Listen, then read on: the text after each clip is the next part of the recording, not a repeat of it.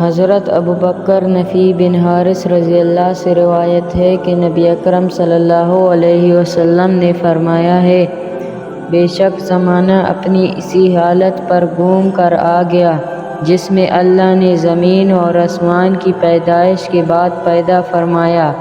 سال 12 ماہ کا ہے، جن میں سے 4 حرمت والے ہیں، 3 مسلسل، ذوالقعدہ، ذوالحجہ، محرم اور چوتھا رجب مظہر جو جمادی الاخرہ اور شعبان کے درمیان ہے۔ آپ صلی اللہ علیہ وسلم نے دریافت فرمایا، یہ کون سا مہینہ ہے؟ ہم نے کہا، اللہ اور اس کا رسول بہتر جانتے ہیں۔ پھر آپ صلی اللہ علیہ وسلم خاموش ہو گئے، یہاں تک کہ ہم نے گمان کیا کہ آپ صلی اللہ علیہ وسلم اس کا اور نام تجویز فرمائیں گے۔ آپ صلی اللہ علیہ وسلم نے فرمایا کہ یہ ذوالحجہ نہیں؟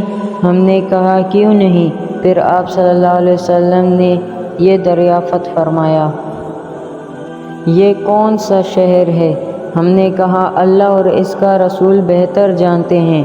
پھر آپ صلی اللہ علیہ وسلم خاموش ہو گئے، یہاں تک کہ ہم نے گمان کیا کہ اس کا کوئی اور نام تجویز فرمائیں گے۔ آپ صلی اللہ علیہ وسلم نے فرمایا، کیا یہ خاص شہر مکہ نہیں؟ ہم نے کہا، کیوں نہیں؟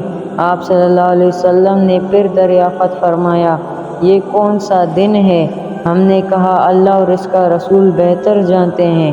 پھر آپ صلی اللہ علیہ وسلم خاموش ہو گئے، یہاں تک کہ ہم نے گمان کیا کہ اس کا کوئی دوسرا نام تجویز فرمائیں گے۔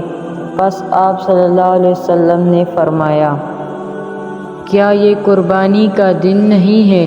ہم نے کہا، کیوں نہیں؟ اس پر آپ صلی اللہ علیہ وسلم نے ارشاد فرمایا، تمہارے خون، تمہارے مال، تمہاری عزتیں ایک دوسرے پر اس طرح حرام ہیں جس طرح تمہاری اس دن کی حرمت تمہارے اس شہر میں اور تمہارے اس مہینے میں ہے۔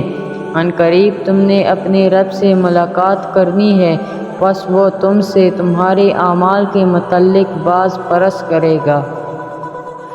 اور خبردار، تم میرے بعد کافر نہ بن جانا کہ تم ایک دوسرے کی گردنیں مارنے لگ جاؤ۔